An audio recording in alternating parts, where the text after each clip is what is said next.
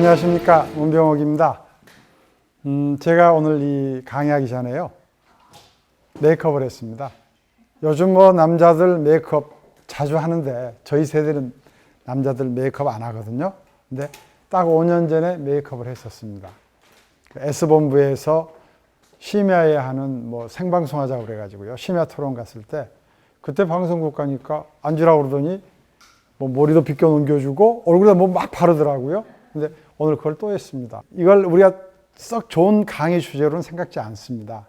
그런데 요즘 사회에서 아직도 그 진실을 왜곡하고 은폐하는 이런 사람들이 있고, 또 같은 저희랑 같이 아까 우리 최 박사님께서 소개를 했지만은 군생활을 했던 사람 중에서도 이 해군에서 일어나는 일들, 특히 바다에서 일어나는 일들 잘 모르는 이런 분들이 많더라고요. 그래서 이렇게 제가 다니면서 이야기를 함으로 해서 잘 몰랐던 사실들이 좀 더 잘 알려지고, 또 남들이 허위로서 포장해 놓은 것을 다 벗겨내고 정말 진실을 밝혀낼 수 있으면 좋을까 싶어서 이렇게 나섰습니다.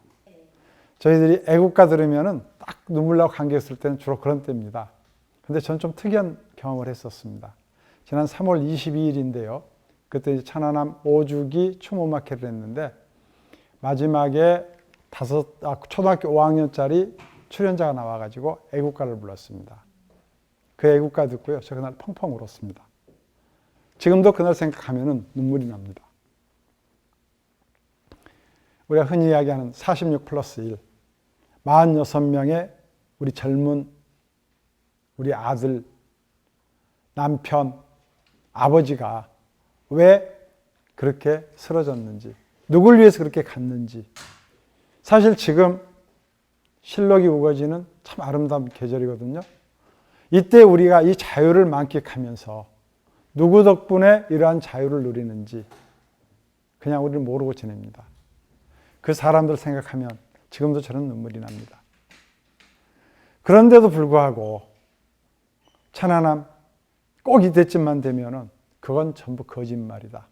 천안함은 어뢰가 아니고 지가 충돌해서, 아니면 미국 잠수함에 들어받아서 지들끼리 훈련하다가, 어떤 경우에는 미국하고 한국이 짜고 치는 고스톱이다, 이런 이야기까지 합니다. 그런데요, 이거 전 세계가 인정한 사실입니다. 그런데도 아직도 못 믿고 이걸 자꾸만 거짓이다, 허위로 포장하는 사람들이 있습니다.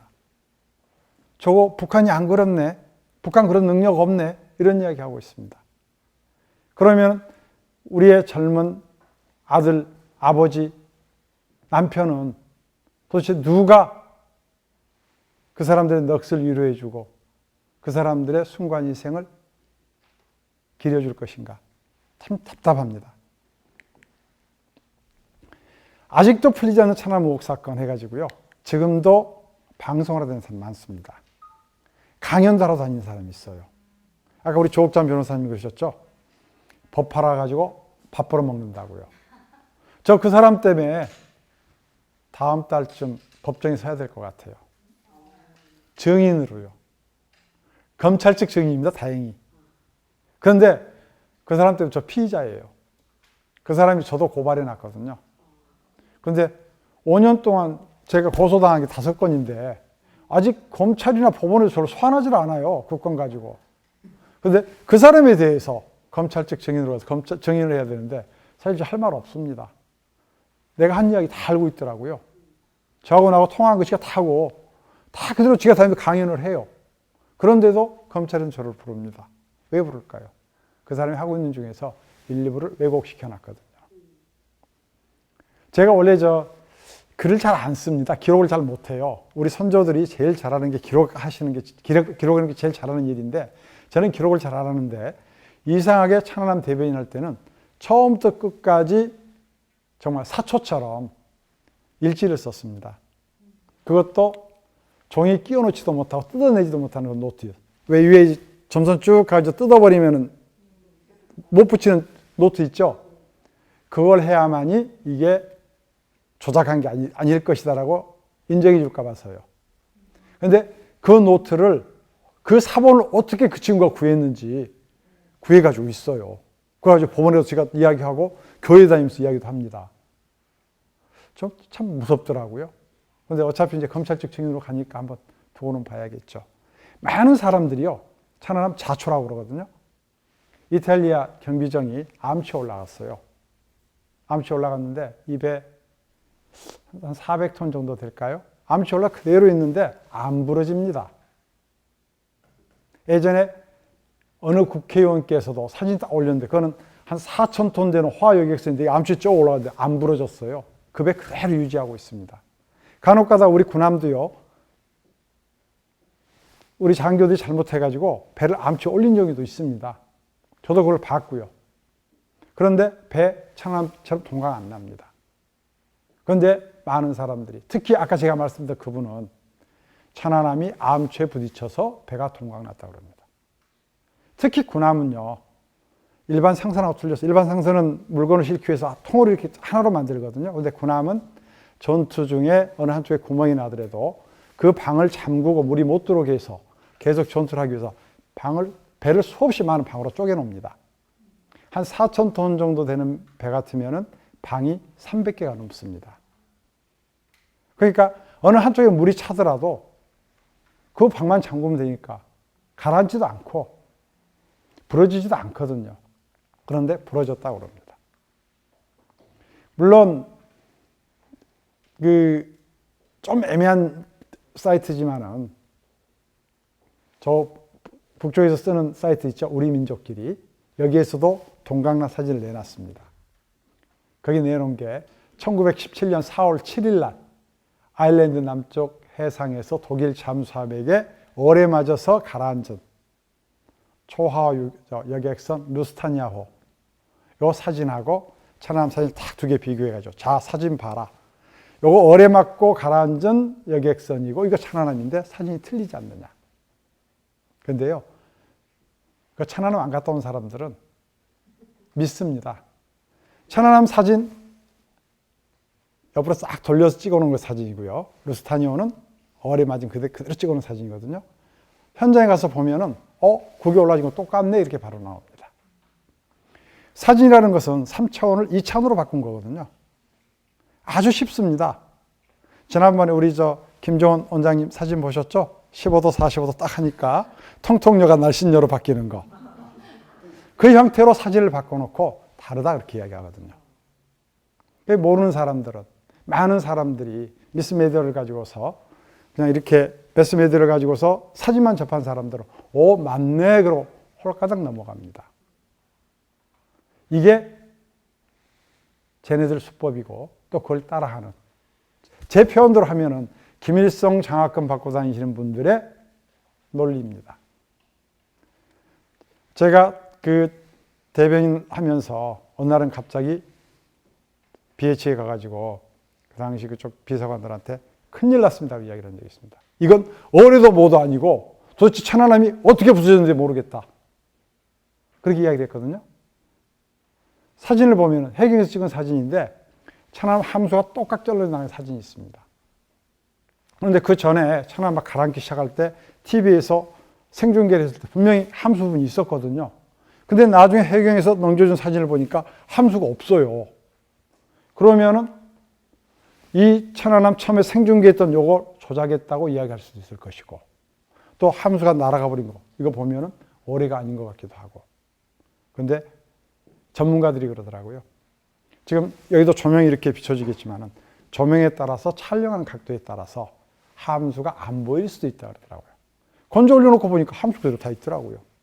이게 착시입니다. 또 카메라의 장난이고요. 그런데 그걸 우리는 그게 마냥 진실이냐 그렇게 이야기를 합니다. 참 답답해요 그런 거 보면.